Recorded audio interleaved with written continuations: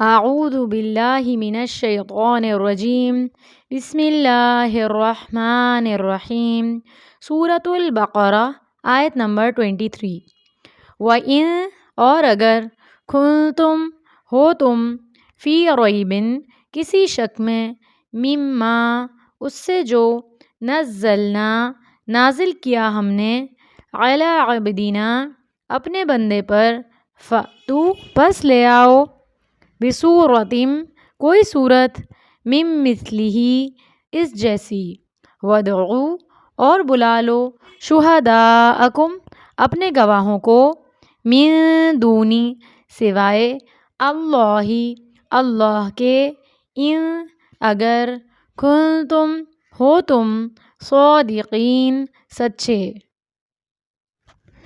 یہاں اللہ سبحانہ و تعالیٰ فرما رہے ہیں کہ اس کتاب قرآن میں کچھ شک نہیں، کوئی ڈاؤٹ نہیں اس کتاب میں، اتنی خوبصورت، کمپیکٹ اور پرفیکٹ کتاب ہے، اور اگر کسی کو کوئی شک ہو تو وہ اس جیسی کوئی اور صورت بنا لائے۔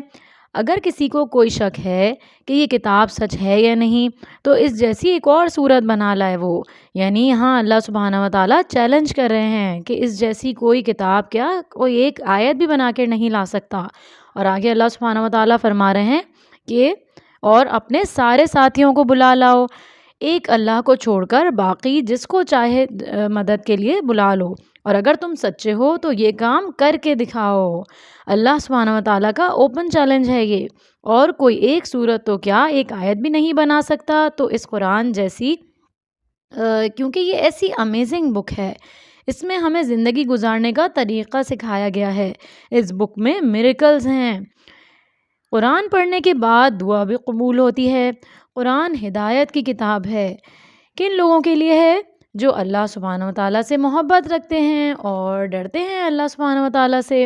اللہ سبحانہ و تعالیٰ نے ہمیں قرآن میں بتایا، سورۃ القاف میں اللہ سبحانہ و تعالیٰ فرماتے ہیں یہ قرآن اس شخص کے لیے نصیحت ہے، یعنی ایک ریمائنڈر ہے اس انسان کے لیے جو ایسا دل رکھتا ہے جو اللہ سے ڈرے اور پوری توجہ سے سنے۔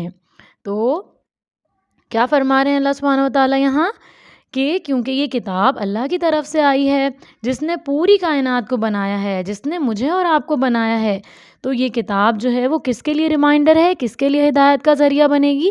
کون اس سے ہدایت حاصل کر سکتا ہے؟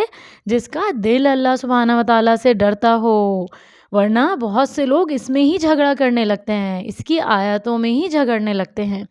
یہ کتاب رسول اللہ صلی اللہ علیہ وسلم پر نازل ہوئی جو تمام مخلوقات میں سب سے زیادہ افضل ہیں، اور یہ کتاب جبرائیل علیہ السلام لے کر آئے جو فرشتوں کے سردار ہیں۔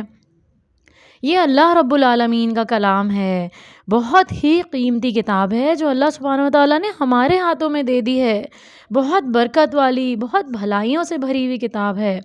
جو اس کتاب سے صحیح معنوں میں جڑ گیا وہ کامیاب ہو جائے گا، اور جو اس پر عمل کرے گا وہ مکمل کامیابی حاصل کر لے گا۔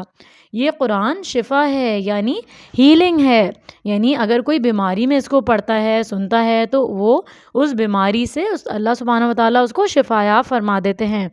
اور یہ کتاب بہت ساری ڈیزیزز کے لیے ہیلنگ ہے، تو ہمیں چاہیے کہ اس کتاب کو کبھی بھی نہ چھوڑیں اور اس کتاب کو اپنی زندگی کا حصہ بنا لیں۔ اللہ سبحانہ و تعالیٰ سے دعا ہے کہ اللہ سبحانہ و تعالیٰ ہمارے لیے قرآن کو پڑھنا، سننا، سمجھنا، اس کے مطابق عمل کرنا اور اس کو بہترین طریقے سے آگے پہنچانا آسان بنا دیں۔ آمین یا رب العالمین۔ تو اپنا بہت خیال رکھیے گا، ملتے ہیں اگلے لیسن میں، تب تک کے لیے اللہ حافظ۔